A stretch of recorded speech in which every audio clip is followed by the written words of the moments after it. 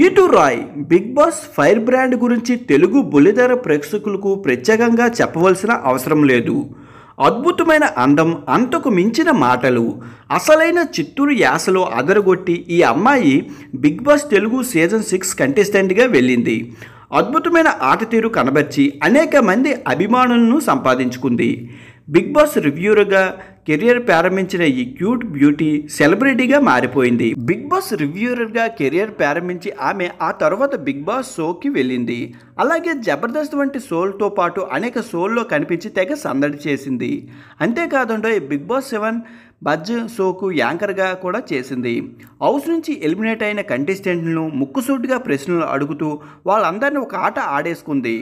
ముందు ఉన్నది ఎవరనేది చూడకుండా తాను అడగాలనుకున్నవి అడిగేసి అందరినీ అదరగొట్టి బెదరగొట్టింది. ఆ తర్వాత కూడా అనేక షోల్లో కనిపిస్తూ సందడి చేసింది. ప్రస్తుతం యాంకర్ ధనుష్తో కలిసి ఒక యూట్యూబ్ ఛానల్ ప్రారంభించింది. పలు విషయాలపై మాట్లాడుతుంది. అయితే చాలా రోజుల క్రితం ఈ ఛానల్లో ఒక వీడియో పోస్ట్ చేయగా ఈ మధ్య అసలు కనిపించట్లేదు. అయితే తాజాగా ధనుష్ ఒక వీడియో పోస్ట్ చేశారు. అందులో గీతూ రాయ్ ఆరోగ్య పరిస్థితి గురించి చెప్పాడు. ముఖ్యంగా ఆమె ప్రస్తుతం డిప్రెషన్లో ఉందని చెప్పాడు. అలాగే 5.5 నెలలు ఆసుపత్రి చుట్టూ తిరుగుతుందని, ఆమె ప్రస్తుతం ఒక ఆసుపత్రిలో అడ్మిట్ అయిందని వివరించాడు. అంతేకాదు నేరుగా ఆమె వద్దకు వెళ్ళి వీడియో తీసి పోస్ట్ చేశాడు. ఈ క్రమంలో గీతూ రాయ్ మాట్లాడుతూ తాను బ్యాంకాక్ వెళ్ళి అనేక రకాల ఫుడ్ ఐటమ్స్ తిన్నట్టు చెప్పింది. బొద్దింకలు, పీతలు వంటి అనేక రకాల ఆహార పదార్థాలు ట్రై చేసినట్టు వివరించారు.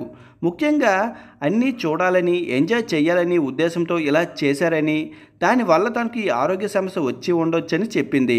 ఇది మాత్రమే కాకుండా తను విజయవాడ అమ్మవారి దర్శనం కోసం అక్కడికి వెళ్ళి దర్శించుకోలేదని, అలాగే తిరుచనూరుకు వెళ్ళి కూడా దర్శించుకోకుండా వచ్చేసినట్టు వివరించింది. కేవలం తన వల్లే తనతో వచ్చిన వాళ్ళు కూడా అమ్మవారిని దర్శించుకోలేకపోయారని, అందువల్ల కూడా తనకు ఇలాంటి ఆరోగ్య సమస్య వచ్చిందేమో అని అనుమానాలు వ్యక్తం చేసింది.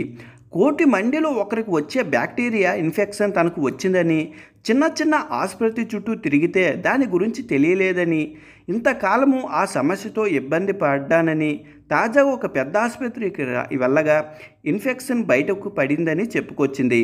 అలాగే దానికి 2 ఏళ్ల పాటు కంటిన్యూస్గా ఒక ట్రీట్మెంట్ తీసుకోవాలని, ప్రతి వారం ఇంజెక్షన్ చేయించుకోవాలని వివరించింది. ఈ సమస్య వల్ల తాను డిప్రెషన్లోకి వెళ్ళినట్టు, అనేక ఇబ్బందులు పడినట్టు వివరించింది.